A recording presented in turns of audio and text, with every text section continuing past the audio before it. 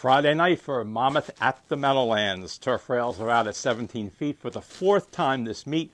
Overall, at that setting, the course has been slightly speed favoring in one-turn sprints, a bit more so in two-turn routes, and wide all-the-way trips have been penalized. Early daily double begins with race 1, a combination claimer, $8,000 tag, non-winners of 4 life condition or non-winners of 6 months, non-winners of a race in 6 months condition, 3 and up, mile and the 16th on grass, rails at 17. The one you must chill is a 13-time winning veteran classmaster dropping down to a career low, first time for his very live new barn.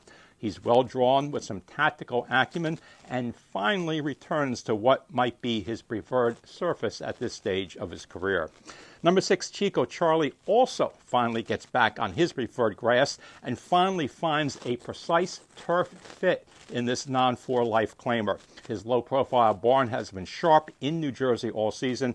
I think he's really going to improve off his recent dirt races. The 3, Lord knows, though, is my pick in race 1. He's a 3-year-old who still has a lot of room to improve. He takes pace pressure. And if he's able to get a less stressful trip here, he can really step forward. He gets weight from all, he's versatile, he's well posted, and he drops down to a career low. Just has to like the Meadowlands turf.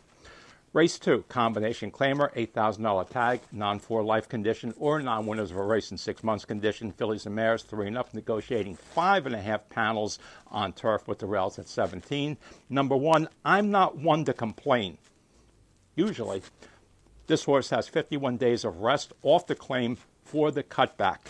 Very decent turf sprint form, and she's very consistent on the lawn as well. She's a literal drop to this non-winners of a race in 6 months condition, but she faces some in-form bigger drop downs. Late in the turf season, sometimes it's the biggest dropper is the livest dropper because these horses are not going to have turf for a long period of time. This is the time to take your shot on the plunge. I'm not one to complain, though. I like her position on the rail.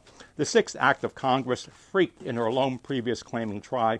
She drops down to a career low by far. She has superior pace and final figures, and consistent ones at that relative to the competition.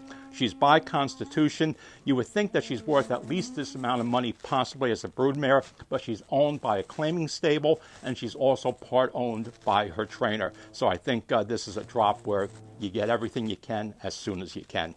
My pick, though, in race 2 is number 2, Tap It Up. She beat a subsequent Meadowlands other than allowance winner in Queen Tapiture 2 starts back on the cutback to 5.5 at Monmouth. She was pace stung and very wide versus much better at Laurel last time out, coming back with only 12 days between starts. Has more rest here, 21 days for the significant drop in class. Question is 5 furlongs too short? I thought she showed enough pace last time out against better at Laurel that she can stay in the early game here.